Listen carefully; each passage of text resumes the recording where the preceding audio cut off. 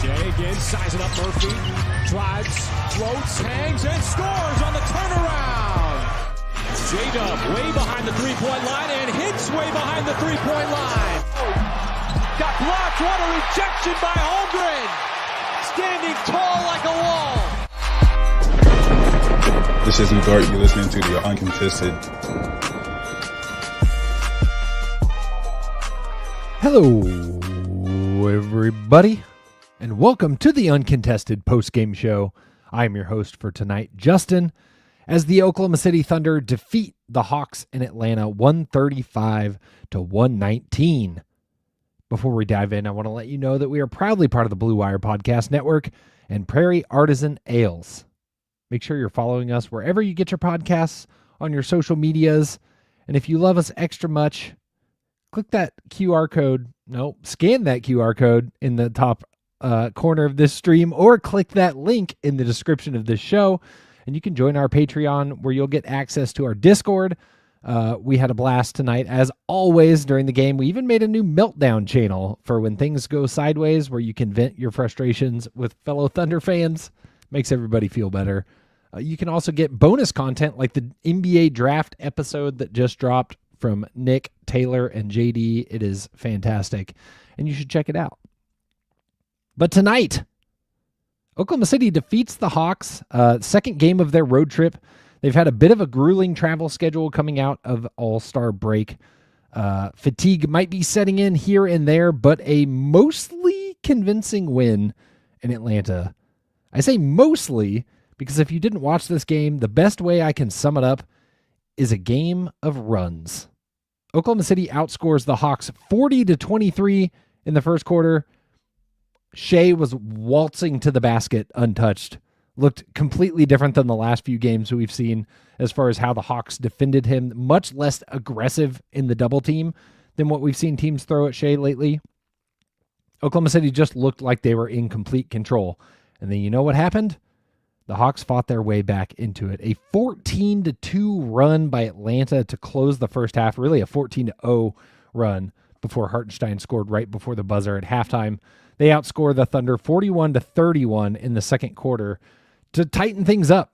Single-digit game at halftime. 7-point game, 71-64. After the way the first quarter went, it was a little bit shocking watching it in the moment. Oklahoma City looked sloppy defensively. Offense went stagnant. It felt very similar to the fourth quarter of the Wolves game the other night.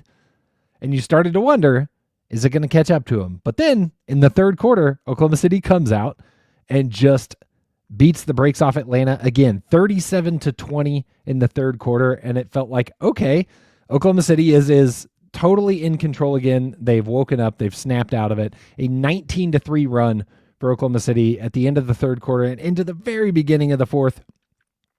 And then again, Atlanta locks back in and cuts it to 11. And it felt like deja vu. Atlanta scored 21 points in the first 6 minutes of the fourth after only scoring 20 points in the third quarter and 23 in the first quarter. And it felt like they might be headed for another 40-point quarter. Thankfully, not the case. Oklahoma City locked in, closed this one out rather convincingly. They win by 16 points. They hold Atlanta to 35 points in the fourth while they scored 27. And we're sitting here after another Thunder win, another double-digit Thunder win. There were moments where it looked a little hairy, but overall a pretty convincing win for Oklahoma City against a team that they should be able to get a convincing win against. The big news of tonight came at the very beginning. Before the game even tipped off, the news that Isaiah Hartenstein would be coming off the bench. Mark Daignault, fresh off lecturing the media room about how he was going to run the two big lineup no matter what, which I love, by the way. I love that about Mark. I know a lot of people are frustrated about it. Jacob Silva and Taylor on Wednesday night show, I thought did a really good job talking about it. This team, this organization is always looking at the big picture, and a mid-February game against whoever, does it matter in the long run when you only have 10 losses? Probably not.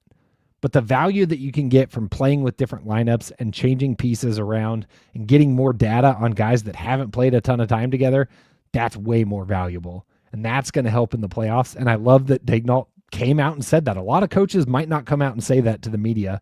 I love that Daignault did so.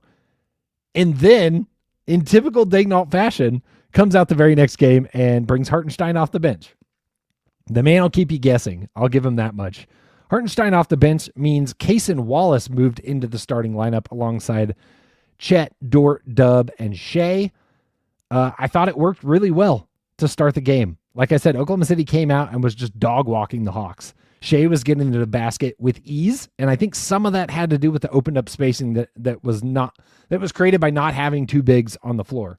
I think that was a factor early on. I also loved Wiggins and Wallace in the starting unit. I think it's tough to throw an aggressive double at Shea when you have 4 guards on the floor. It just changes the dynamic a little bit. And then I thought when Hartenstein came in and we got the Hartenstein-Chet minutes together, I thought it looked really good too. Hartenstein, as he does, had a really nice find to Chet for an easy basket. Hartenstein's playmaking ability, like I don't need to tell y'all, you know it. We've seen it all season. His ability to facilitate on the offensive end is so impressive. And it was on display tonight as well. It got a little mucked up in the second quarter. Part of that run, I'm not going to say it was all the double big fault. I think that's a cop-out. But it was a factor again. And I think that was another data point to Daignault's point the other night. Another example of a team being able to take advantage of the double big lineup on the defensive end. It's tough. I feel like Hart and Chet both want to stay tethered to the lane, and teams are able to take advantage of that. They're a little bit slow getting out to the three-point line and close out on certain rotations. It seems like they don't quite have that end of the floor down. And if you're going to figure it out, do it in mid-February and March and not in April, May, or June, right? Like, this is the time to figure it out if you're Oklahoma City. So as much as it can be frustrating watching Oklahoma City, look flat against the Brooklyn Nets or the Atlanta Hawks at times, you'd much rather do that than in the playoffs against the Denver Nuggets or the Boston Celtics, right? Like, this is the time to work out those kinks and get those data points. And hey, if it never works, if it's not there, at least you know now. And you can plan for it heading into the playoffs. But I think overall, I thought some really great moments from that lineup once again. Cut short, however, because Chet Holmgren turned his ankle pretty early on. Early on, Chet was all over the place. He was active on the defensive end. He was gobbling up rebounds. He looked great on the offensive end. He had a really smooth pump fake from behind the three-point arc and drove in for an easy basket. Looked awesome. And then on a drive, he stepped on Dyson Daniels' foot and rolled his ankle, kept playing for most of the rest of the first half, did not return after halftime. They showed a brief shot of him on the bench on the broadcast. Didn't look like he was very comfortable. So I think hopefully not a long-term injury, because come on, just don't do that to us. We've had enough of that. But a frustrating development to be sure. A bummer. He looked great to start this one. He ends with 7 points off 3 of 8 shooting, 4 boards and 3 assists in just 15 minutes.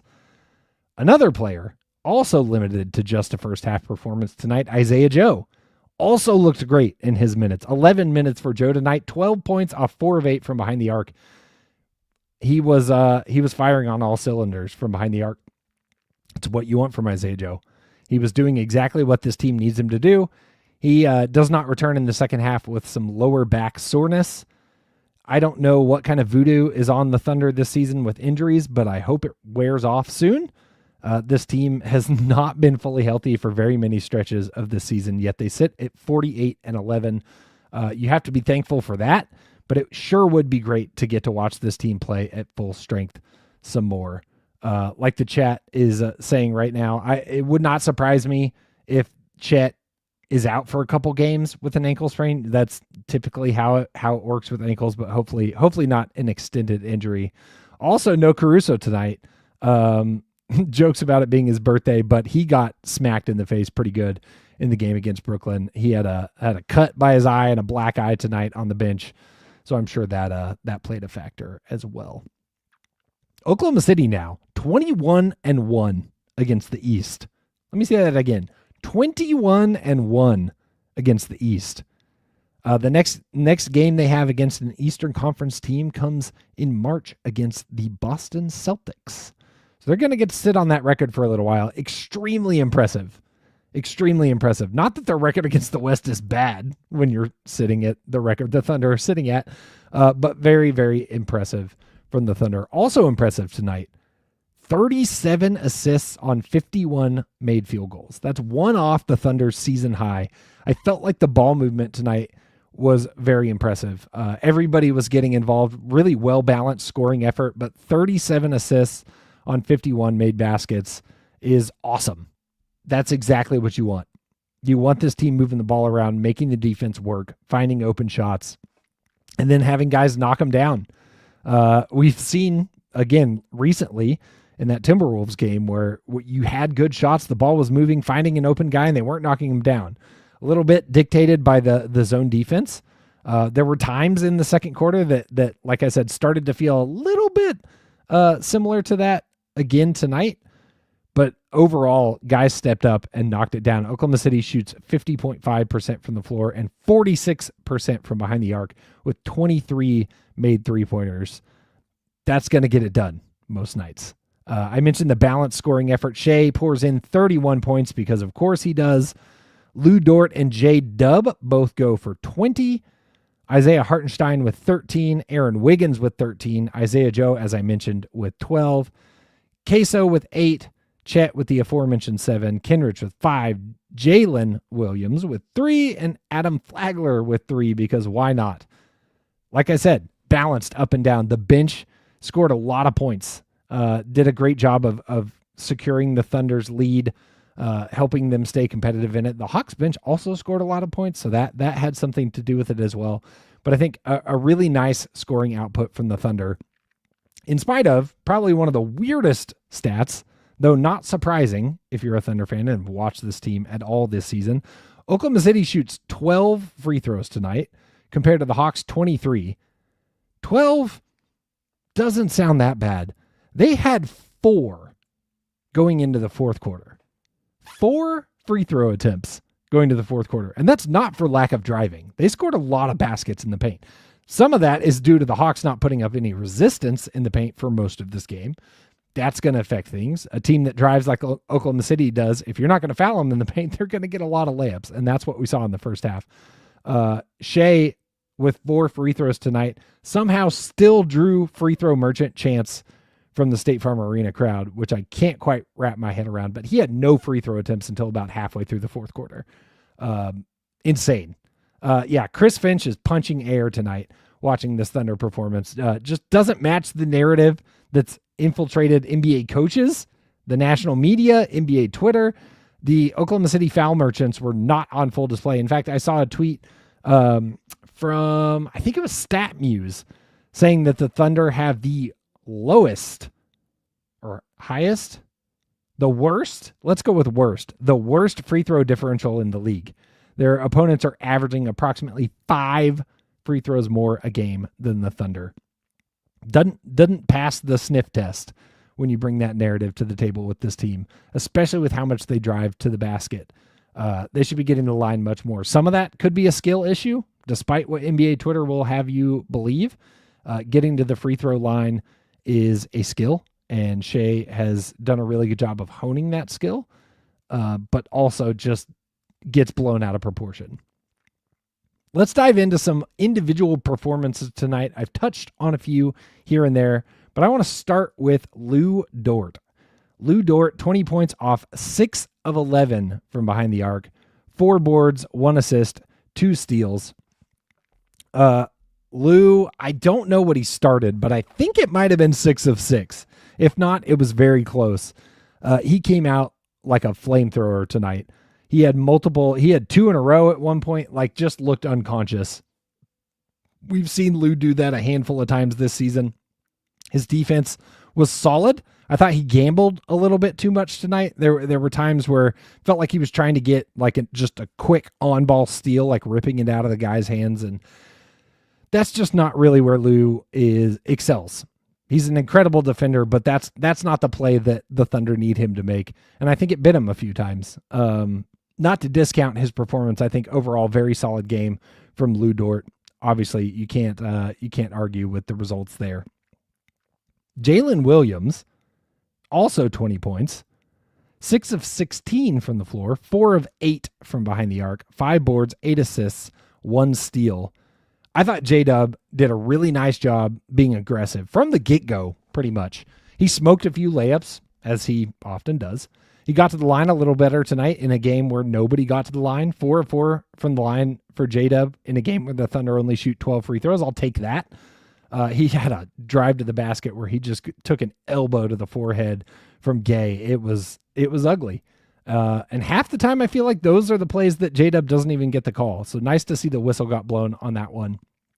But I felt like J-Dub tonight, when things started to get a little bit sticky in the fourth, he showed up. And we got a little bit of that fourth quarter dub that we know and love from last season.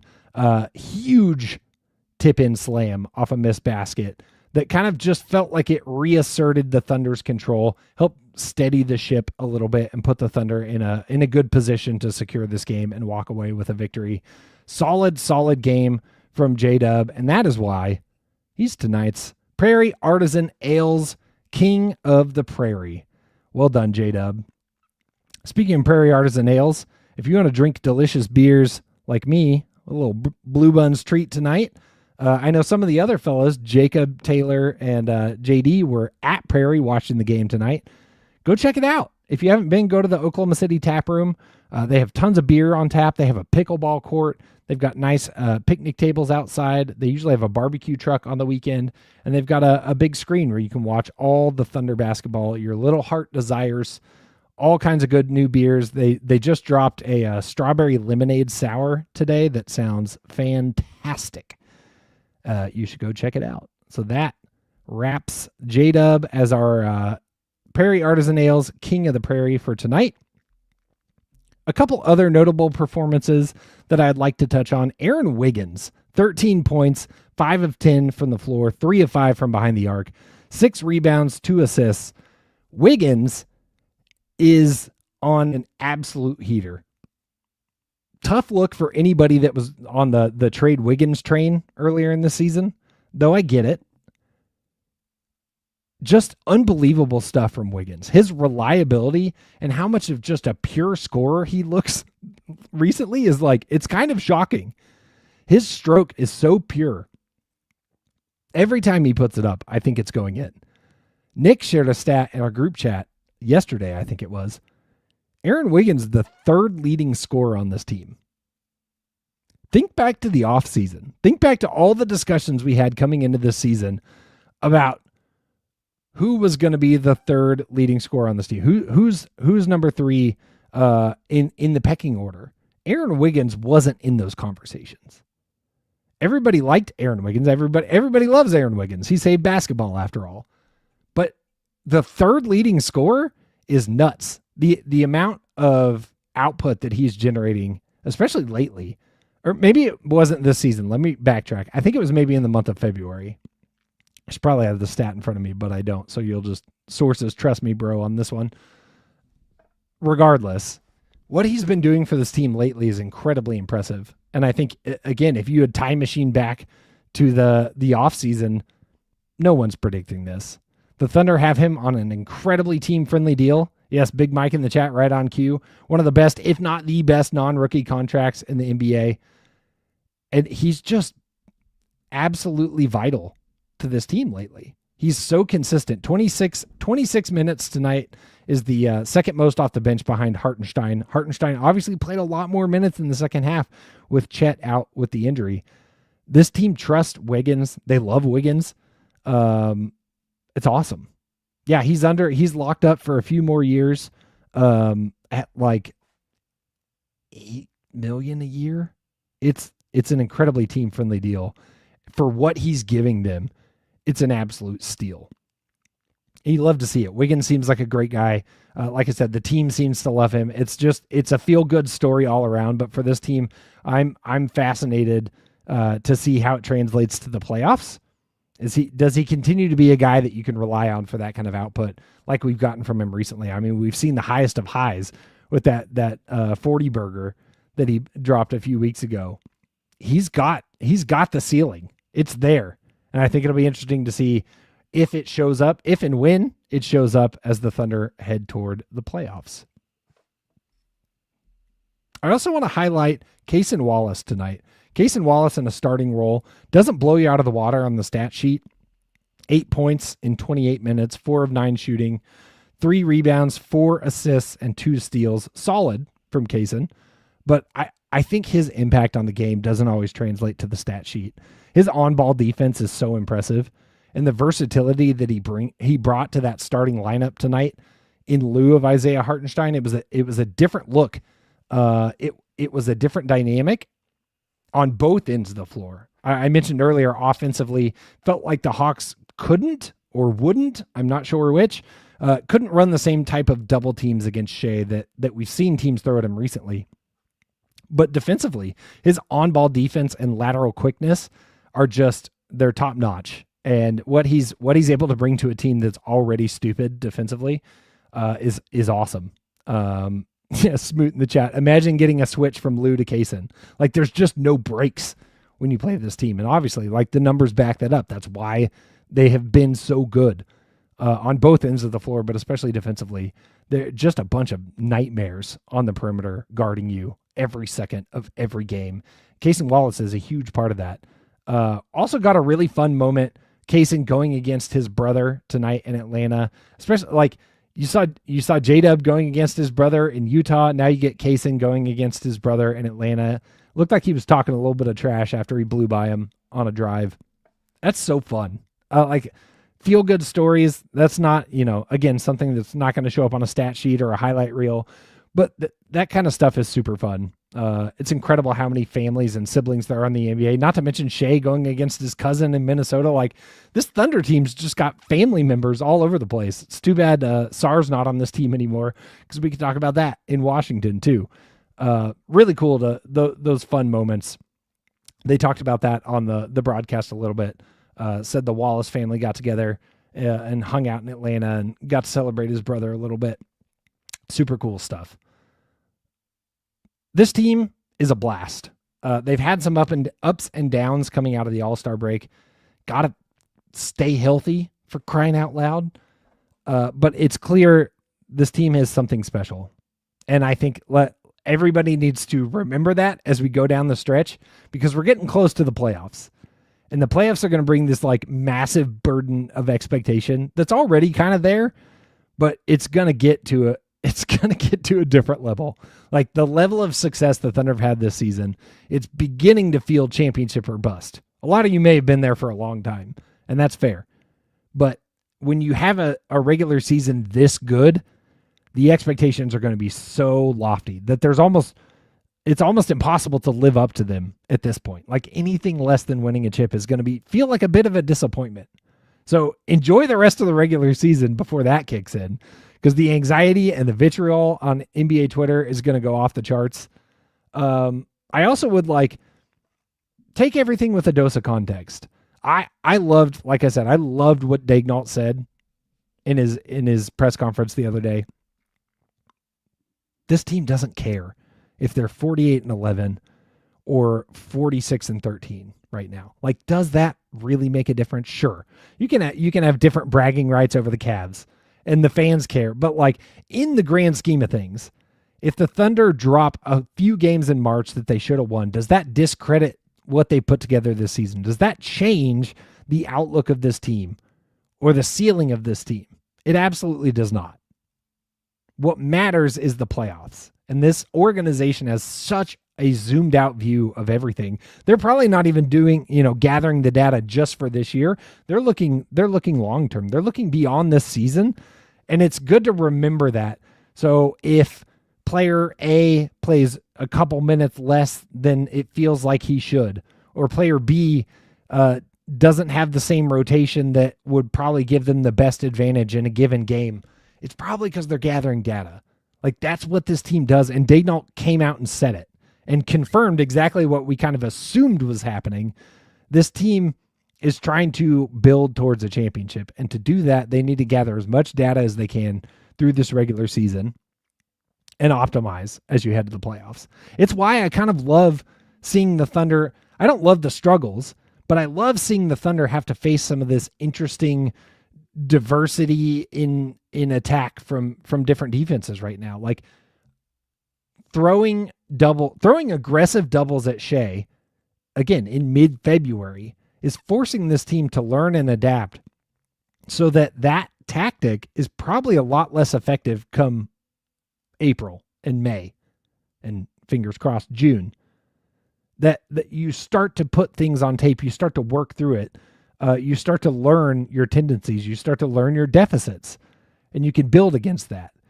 And the more that teams want to try to thwart the Thunder in the regular season and throw different looks at them, like bring it on, because this team's going to continue to learn and grow and adapt and hopefully build towards a monster that they could and should be heading into the playoffs.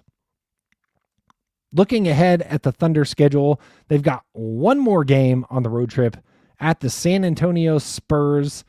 Prayers up for Pop, man.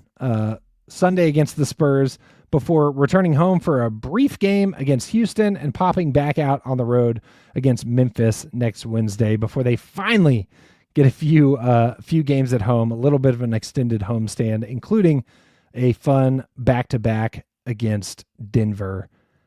That should be probably one of the most exciting moments left on this schedule, especially in regards to not just the Western Conference, but the MVP race. One of those games on ABC for a Sunday matinee tip. That's going to be a fun one. Lots to look forward to. We're going to be here for it all. We thank you all for tuning in tonight. Thanks for hanging out in the Discord with us. Thanks for following along on Twitter. If you're listening to this in podcast form, thank you so much for subscribing and checking us out. We're going to be back at it Sunday night. Tune in. We're going to break down everything. We're going to talk about the Thunder and the Spurs, as well as looking ahead at what's to come for OKC. That'll do it for me.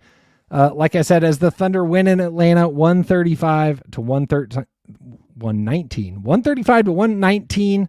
Thanks so much for tuning in. Until next time, and as always, Thunder up.